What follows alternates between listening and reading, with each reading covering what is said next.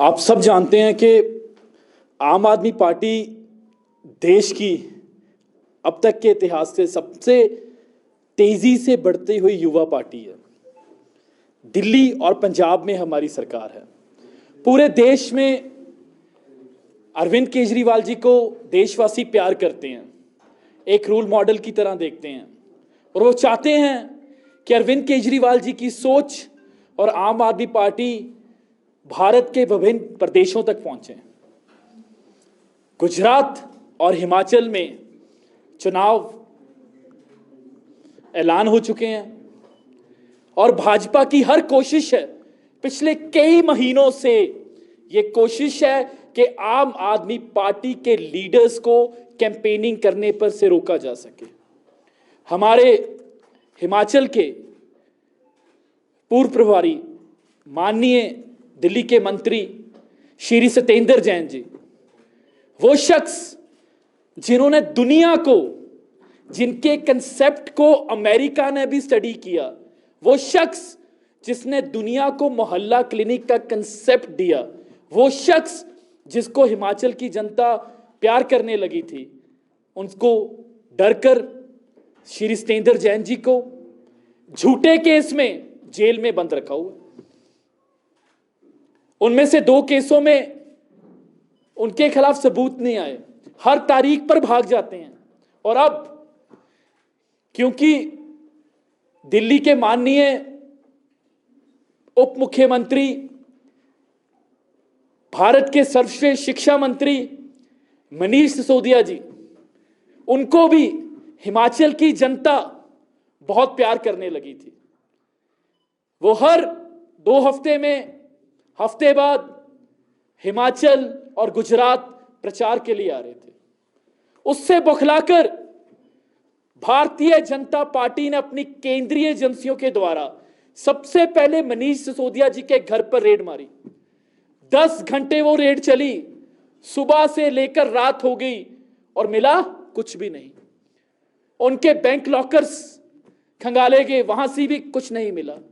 उनके पैतृक गांव जाकर जांच की गई, वहां भी कुछ नहीं मिला।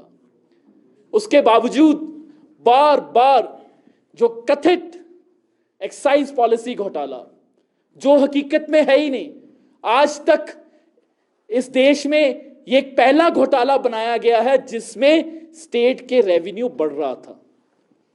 पहला घोटाला। आज तक जितने घोटाले हुए हैं उसमें स्टेट का लॉस होता है।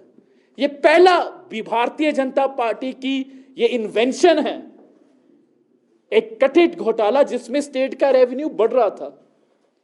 सिमिलर एक्साइज पॉलिसी पंजाब में है।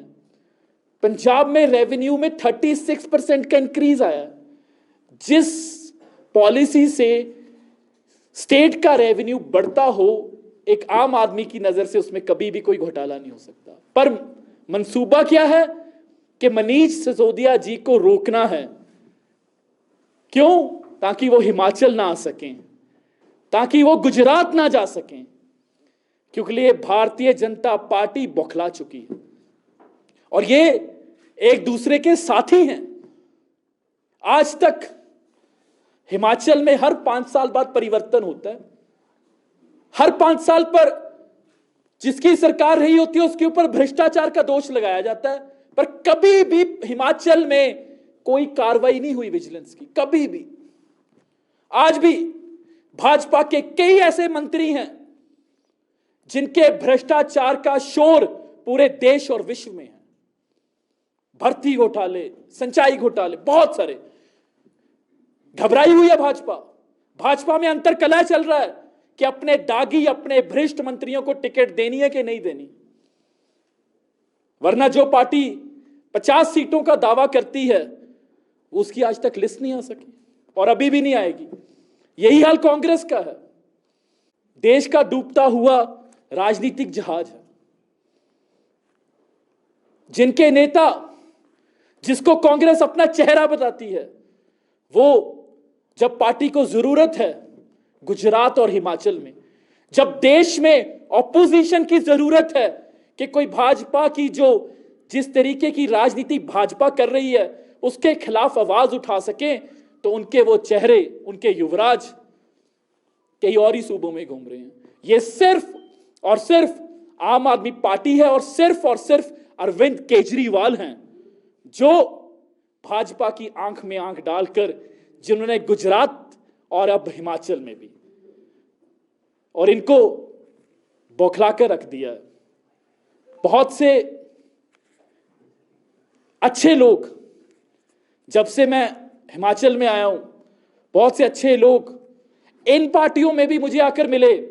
कुछ लोग कहते हैं कि अब समय बहुत कम रह गया, हम ज्वाइन तो नहीं करेंगे, पर हम अपनी ही पार्टियों को सबक सिखाना चाहते हैं।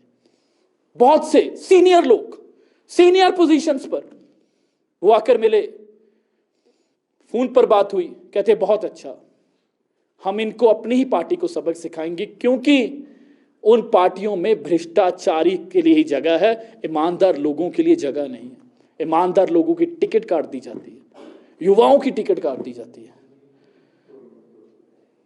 आम आदमी पार्टी पूरे दमखम से, जैसे मैंने बताया, इस चुनाव को लड़ेगी। हमारी पहली लिस्ट मोस्ट प्रोबेबली आज आ जाएगी या कल आ जाएगी। आम आदमी पार्टी युवाओं को, महिलाओं को, पूर्व सैनिकों को, पढ़े लिखे लोगों को तरजीह देगी, और मुझे पूर्ण विश्वास है कि हिमाचल की जनता, क्योंकि हिमाचल को भी शानदार स्कूल चाहिए। मैं अखबार 1-2 दिन में आपको करते रहेंगे, रोज धमाके करेंगे। बहुत सारे ज्वाइन करने के लिए भी तैयार हैं, बहुत सारे।